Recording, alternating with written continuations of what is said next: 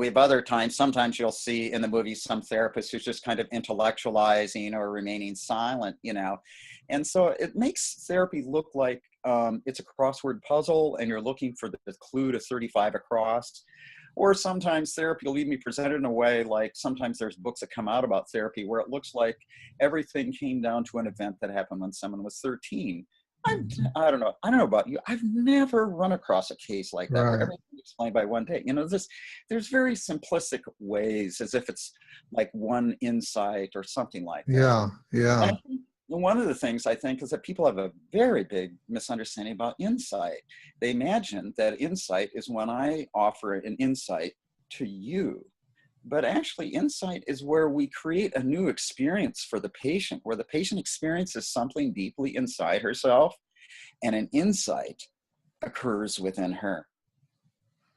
So, for example, with this woman, it had been painful experiences. We looked at this together, but then at the point, she said something I'd never said. She said, "You said," but I'd never said this. She said, "So you're saying that I have to give up this blanket and I have to mourn the loss of this childhood, because as long as I rely on the blanket, I'm not going to be relying on my therapist. And that if I keep doing this, I'm not going to get better." That was her insight. That's what she said. Yeah. Now, I didn't say that, but she said, "You said," because she was having trouble owning that this was really her insight, inside her. But an insight doesn't come from me to the patient. It comes from within the patient. So, you know, when it comes from outside, we'd have to say it's an outside. It's a view from the outside, but only the patient can have really a sight from inside.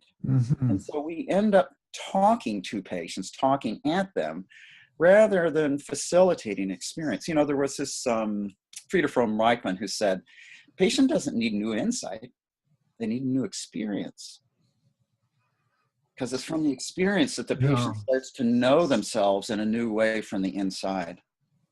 And now we're even getting some neurological evidence suggesting that an emotional experience can sort of re-imprint memories in the brain, can create a new outlook, if you will.